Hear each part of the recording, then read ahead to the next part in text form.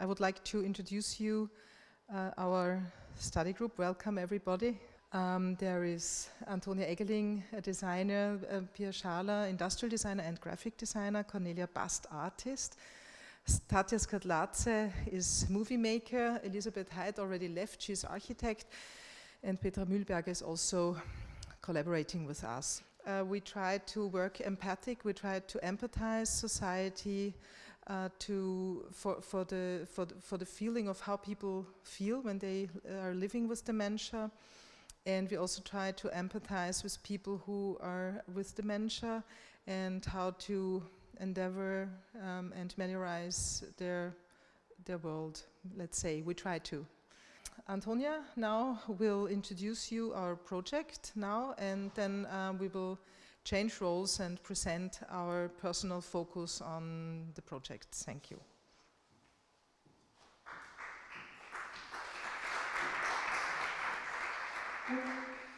So, welcome back to those I've already seen and talked to in German. So now we will have the English version of our project. A short overview about the numbers. You will probably all know, working in the field of dementias, that we're talking about some 10 million people in Europe, about 130,000 in Austria, and this number is expected to double. So we strongly feel that it's a great opportunity for us to be able to work for 3 years in this field of dementia and trying to move things. Dementia Art Society aims to address the challenges of dementia that our society faces via the potentials of art and design. So we're working on two levels. On the one hand, on the individual level, trying to give people living with dementia new perspectives on their own abilities and also their social environment. On the other hand, working on a society level, raising and trying to influence public awareness in the way people look at dementia and the people living with dementia. Last year, when we started the project in March, we started to work with 2 kinds of main workshops. One of it was a perception workshops, calling attention for the challenges people with dementia face in a really maybe unconventional way. So I will just give you a really brief idea of what we did. We worked on with audio and with visuals, kind of, and we let people experience disorientation, uncertainty, overstimulation.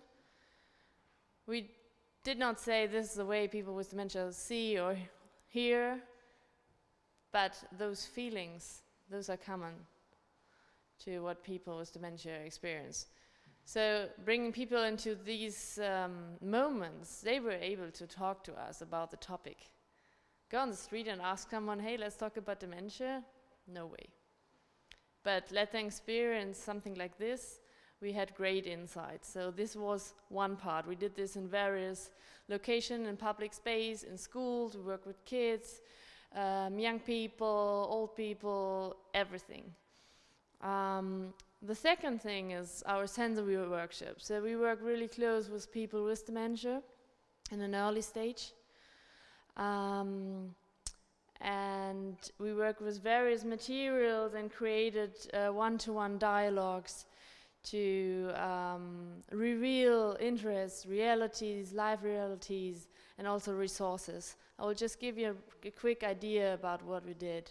So it's in German because obviously we talked in German to the people, but you just get an idea about how it was to spend over an hour of intense talking about what really matters from them. Das Thema, zu dem wir arbeiten, sind die Dinge, die ihr gerne macht. Freizeit, immer Freizeit. Wandern, Fotografieren. Sollen wir mal versuchen, auf dem Tisch was finden, was dann dafür ein Stellvertreter ist? Aus dem man entweder was machen kann oder es biegen und zusammenbringen. Was würde denn am besten zu dieser Musik passen? Regenschirm gibt es keine, ne? Hier ist Natursachen. Stoff. Das ist ein Fisch, ja. So all these findings and results from these various workshops helped us to create artistic projects, translations, ideas. And you see that in the time frame of last year, March, until about October, where we had our first public exhibition, we developed various little projects. I want to introduce you to 3 of them because they will become important for the rest of the presentation. So the first one is the archive of disarray. It is about images of disarray and the counterpart of it, and the idea if we all know what disarray is about and the counterpart of it. Another part has a set of preferences which comes out of the sensory workshop and the interest of the conversation partner in, for example, taking pictures or feeling stuff. So it's a kind of multisensory presentation of preferences. And the third project I want to present to you really shortly is a tree of potentials, which offers a basis for a creative act, raising abilities, interests, and passions from within and making them visible and trying to create an interaction. But you will get to know those projects a little bit more in a bit. So here you see an overview about last year. I talked about the base of our project, all the little projects that arose from it. Status Quo is our first exhibition where we really had to come to the point the first time. And then Demenzperspektiven, which was our last year's event, like this one, where we also invited guests from all over the world and got various perspectives on the topic of dementia, and we were able to present our project the first time in public and discuss it once in public, and the second part also with the experts, and got feedback to further develop our project. So this year we had a chance to be part of the design week, the Stadtarbeit, and so we created 3 main projects, which based on 2 I already presented to you, and the third one is Essential Fake. And I'm happy to hand over now to my colleagues who will give you insights of all those 3 projects we're working on at the moment. Good.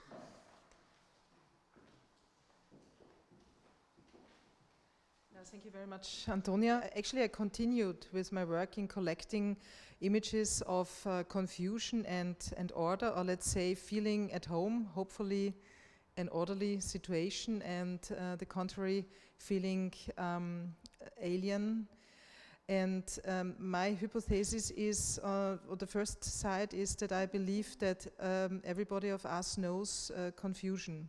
And if we think about confusion and we think about easy drawing in a very short time, we are not so fixed about it. We have to know how to draw, but we can do it like doodling. So we are doodling, and this is not taking a strange feeling for us that we cannot do it. And in a short time, it's very interesting how people in public space really took their time to think about how they would draw their inner image of confusion. And on the other side, this would be like feeling like alien, and on the other side, having the idea of imagining an order. Interesting, many times order for many people is very geometric. This is another thing I will like to continue to research on. On the other hand, I think it's something like empathizing. If you make images of this, then you can imagine then somebody who is confused, you know confusion by yourself, so why do you react differently, and why do you put a finger, Brigitta said this today, putting a finger on someone, then 3 fingers are coming back to you, so something that like worked. If you go behind this wall, on the other side you see a long, something like a long paper roll, and there you can see a collection of all kind of this archive of confusion. Right now I'm having more than hundreds of all of different countries as well, and target groups.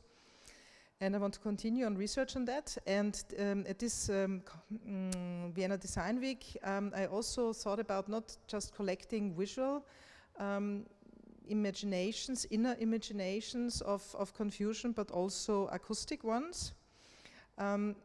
So you can see we have been on public space, and there were classes from schools, there were passers-by, citizens, and also people from an elderly caring space visiting us, and this time it was accompanied by musicians. There were Konstantin and Alexander Vladigerov and also Hans Ciric, and you can see how people were concentrating on images of confusion. Also the caregivers. It's very little time, usually caregivers are involved in projects. Usually just people, when you do workshops, usually just people with dementia involved, but we also involved the caregivers. Here you can see us at the finissage, where we had our exhibition, which will be presented later on.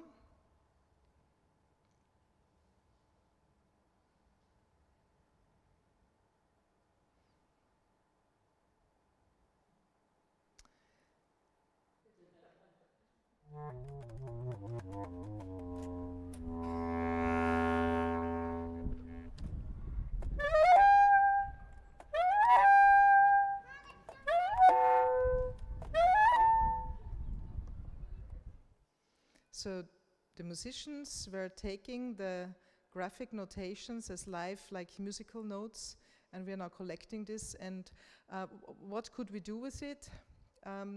One thing, I believe that there is a chance, or at least my hypothesis, that once I will prove, you know, nowadays the people with dementia, they have to do a test to be diagnosed, not only the MRT, but also they have to do the test. They have to know the clock, they have to remember names. And I can tell you that from my work and observing, I can tell you somehow in what kind of stage they are, if they might have dementia or not, but I have to prove it. And this is because some things you can compare of confusion and order. And usually you need to do, maybe you could say, pattern recognition that the Secret Service is using, but this would not work with this kind of drawings, because a computer, if you have a slope, a computer understands a slope as 4 triangles. A computer doesn't understand the slope, so you would have to do deep learning. So this is you have to work with artificial intelligence, so this will be my next step to engage. And on the other side, I believe that there is a very interesting aesthetics of an archive of confusion, and to contemplate on our inner images. Thank you, so I might pass on to Cornelia's topic.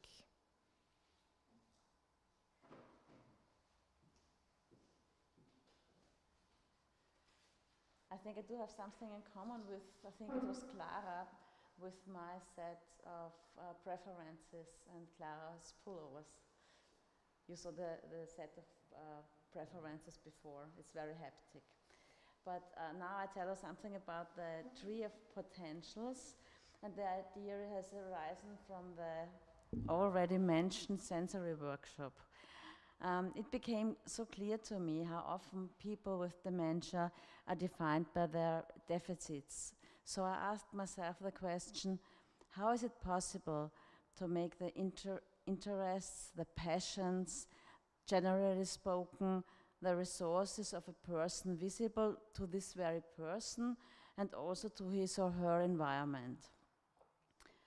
From the testing of the first prototype to the present form, I work together with people with dementia and without dementia.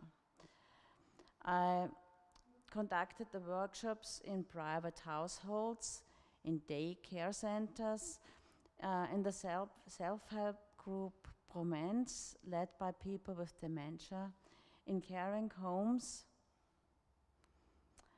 and most recently in the public space. The object and even more the choreography of the workshop changed due to the experience of working with so many different people. Now the workshop has 4 phases. Phase 1 is, what are my interests? What do I like to do? The answers are written with or without help on a piece of paper and placed on the tree. Phase 2, which wishes and needs do I have? In phase 3, mutual presentation of the identified interests and needs and are made, and we ask each other, so where are the similarities, which answers are of interests of others. Phase 4, is there something you can do or enjoy together, and how can this be organized? How to keep in touch? It is always fascinating and touching which interests and desires can be found on the notes. So I would like to give you a little insight. But what really matters are the overlapping results on the notes. How they are written, the wording, telling about the mood and the recent condition of the participants. The change from the very concentrated own thinking and working to the exchange of the results in the workshop mostly needs only little guidance. As a workshop leader, I advise the direction and act as a joker for all those situations that need a special attention. The composition of the participants is very different and has proved to be useful in every constellation. The participants must be able to communicate verbally for this workshop at least a few words. The workshop offers the opportunity to get to know each other from a new side. Often things come to light which have not been said so far. New contacts are made and possible. And it's all about creating art-based communication.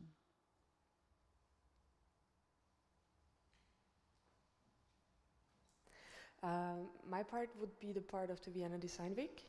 So let's establish that we're on the same page for that. It's the shiny, perfect objects. Everybody's coming with their design projects and they're all proud. And there are only a handful of social design projects in the Design Week. And we got lucky. We got awarded to be part of it. It's called Stadtarbeit. And it always has a focus in different districts. And this year it was in the 15th district, and we found a care home that allowed us to host it. So we sat down and started with the easiest thing for us. Sketching, scribbling, totally freaking out on how we can mess with reality, because our plan was to approach people that are neither living with dementia nor having an idea that we are going to talk about dementia with them. So we started to think, okay, a fork that is not poking into something that will be flexible. A glass that has holes will not contain liquid or any fluid if you're not holding or closing this hole. Basically, everything dysfunctional that you can think of, we came up with. A lot of stuff also totally went wrong.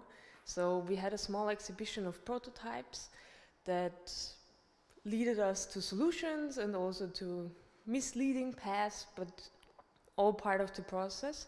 The nursing home had this part. So we had like a home base that we could send people to and also show ways that we thought of could be interesting, like a chair that obviously has 4 legs, but only 3 are functional because it would give in. But we also found a second place where we actually could interact with people that are not aware of it. The Café Z was just across the square. We messed with everything. We started with the cutlery. It will always break. The waiter, all the waiters have been briefed to repeatedly bring it to the table, even if the customer is asking kindly, can I have the real cutlery? Can I? And they will kindly say, yes, of course, I bring you new cutlery. It will be the same cutlery that will break again. And only at a certain point, when the water glass that is not a water glass is repeatedly given, we will step in and all of a sudden have a door opener because we messed with their reality. They had the moment where they needed to understand if they are wrong or we are wrong or what's going on. Apparently it's the nicest spot in all Vienna. Nobody really got angry with us. You know, in Viennese coffee places, usually people get angry, so here not, okay? But it was nice because we really could talk with people about all our findings, all the whole artistic research project that we have. I mean, they started to eat with the hand. They have been so kind. Some people finished the whole thing with like really awkward moves without complaining. But they all have been glad. At a certain point, the whole coffee spot was involved in giggling and saying, yeah, what's going on? Yeah, there's a little sign of Vienna Design Week on the door. What can we make of this? Oh, let's see, they will tell us or they won't tell us. That was kind of amazing. Amazing experience to engage people and be so open and, yeah, connecting with us. It was good. So, Vienna Design Week, a lot of findings, a lot of input, what to improve on that. Next step, today, good symposium day, a lot of feedback already on the first part. Hopefully tomorrow with the experts more. And then we have 1.5 years to go still. I hope more stuff. I can say after these 10 days of very intensive interaction with people, I know what I want to twist and tweak on. I guess all my group members have the same feeling. Well, thank you.